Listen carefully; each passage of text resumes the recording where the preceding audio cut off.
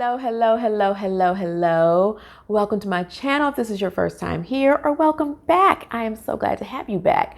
My name is Nakia, and I talk about horror books, thriller and mystery books, and a little bit of sci-fi sprinkled in there. So let's just, jump into things because we are here to talk about what I read in the month of March that was all haunted house themed. So let's get into it.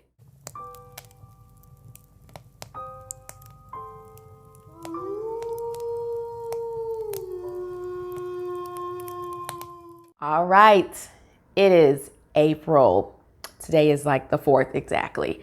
But I am here to talk about my month of March, my wonderful reading month, pretty much, I'll say. I will go in order of my least favorite books all the way to the best books. So we will start with first book that, it's technically a DNF, but I don't want to throw in the towel, but I pretty much have. That first book would be Carol Haunt by Darcy Coates. You can check out my March TBR video to get a detailed synopsis. I read it with a little spooky filter over it and everything, so you can check that out. I will just give you a little quick little something if this is your first time hearing about it. But it's just basically about this young lady named Remy who is a tour guide for a haunted house, a place called Carol House.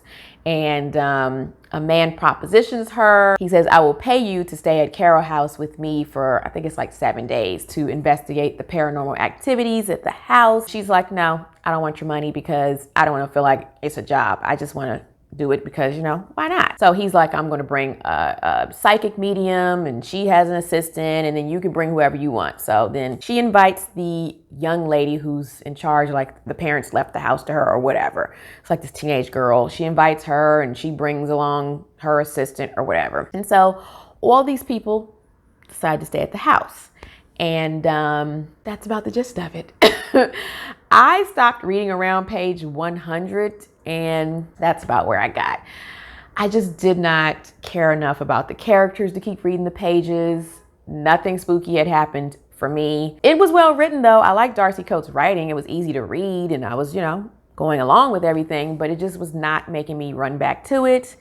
Didn't make me care what was going to happen. So I was like, you know what? This is dragging me down. Let me put this aside and read one of my novellas, which is what I did. And then I just kept reading other books. And yeah, I have not gone back to that. So it's technically a DNF. I have not taken it off my Goodreads yet because I feel bad. But maybe this just isn't the Darcy Coates book for me. I'm not giving up. I still want to read some other Darcy Coates, but this one right now, I'm disappointed because I was looking forward to it with the seance and everything. But like I said, if you've read it, let me know in the comments. Let me know if it gets better because, I may give it another chance. Or if you have a better Darcy Coates book for me, let me know in the comments too. Let's move on. All of these books are on my Kindle, so I do not have them here in front of me. Oh, one exception, 12 Nights at Rotter House. I did get that from the library, but I had to return it. They only had one copy for my whole city, so I had to return it. But let's move on to my next book, which was a 2-star book for me. This is another book I was anticipating because I had heard so much about it in the horror booktube community. I actually think all of the books, well, you knew this was a haunted house theme for the month. So yeah, all of the books are horror books this month. But I will have some thrillers next month, if that's what you're here for. If not, still stick around for the video. I got some things to entertain you. But anyway, this book is not haunted house themed. After I was reading Carol Haunt, and like I said, I was like, let me go through my novellas and see what else I have on my Kindle already. And this one I had already paid for. It was like $3. So I was like, well, I want to read it so I can talk about it around Halloween time, hopefully. And that is Night of the Mannequins by Stephen Graham Jones.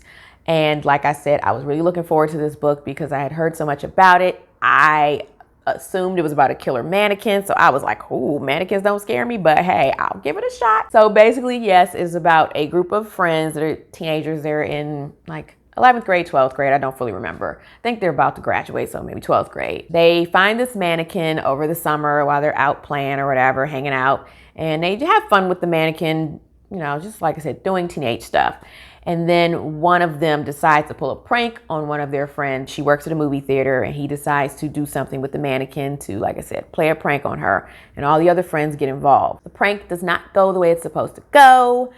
And things just basically take a crazy turn from there in the book and for me. I don't want to spoil anything. If you even go look on Goodreads, a lot of people dance around the subject because if you say what happens, it kind of ruins the book. So like I said, the prank does not go the way it's supposed to and things take a turn. And this book just was wild for me. I was reading it and I was just kind of like, I know this is not about what I think it's about because this is not what I signed up for. And then you keep flipping the pages and you're like, what the hell is going on? And it's another one of those books where you don't know because you're following this main guy's POV. I don't remember his name, I'm sorry. But so you're not sure if he's an unreliable narrator. If he is, you're like, is what he's saying going on or is it not? I don't get it. And then I got to the end of the book and I was just like, okay. I was angry because this is not what I wanted to read about. And I also just wasn't happy with the way it left you hanging at the end. I pretty much got it, but I just wasn't happy about it. So anyway, I ended up giving Night of the Mannequins 2 stars. It was just womp womp for me. Like I said, disappointed. It will probably be on my worst books of 2021 list by the end of the year. So we'll see. Maybe something else will make me forget all about it. Okay, things get better. Moving on to a 4-star read. I already posted a review about this, which I will pop it up here so you already see. It'll pop up on the screen. That book is 12 Nights at Rotterhouse by J.W. Oker. And this book I rather enjoyed. I did talk about this in my March TBR. So again, you can check that video out for a detailed synopsis. Like I said, where I read it and got the spooky filter and everything. But real quick, if you do not know, this book is about a man named Felix who is a nonfiction writer. He writes like travel books. You know, he goes to destinations and writes about it. That's what travel books are. Anyway, he wants to write a book that's going to help his career because his wife is not happy with the way things are, him not having a lot of money. You know the drill. So he decides to go spend 13 nights at this supposed haunted house called Rotterhouse. And, you know, he's going to write about his experiences there. He's a skeptic. So, you know, it's like a chance for him to show his side because usually people don't write from the skeptic's point of view. And he invites his friend Thomas along because, you know, why not? And we do know there's a mystery between the two of them. So that is where we are. And I was hooked into the writing from the first couple pages. After we got into like the initial setup and it got into him getting to Rotterhouse, I was just like flipping pages. I couldn't wait to go back and read it. I just really enjoyed J.W. Oker's style of writing. I enjoyed once Thomas showed up at the house. I enjoyed the banter between the two of them. They had this game called Film Fight where they would pick a horror movie topic like possession films and they would each name them and then they had rules they had to follow for the game, which was, I loved it because of course I'm a horror movie fan. So a lot of the movies I was like, oh yeah. Then there were movies where I was like, oh, I haven't heard of that. So maybe I need to check it out. But anyway, that was fun. And then there are creepy things that happen. There are ghosts. Let's just clap it up for that because I have read books where I thought it was a ghost story and there were no ghosts. So I was just happy there were ghosts. And then we get to the twist of the story, which, I mean, I figured out part of it, but then there was part of it I didn't see coming. And I was just like, yes, this is what I needed.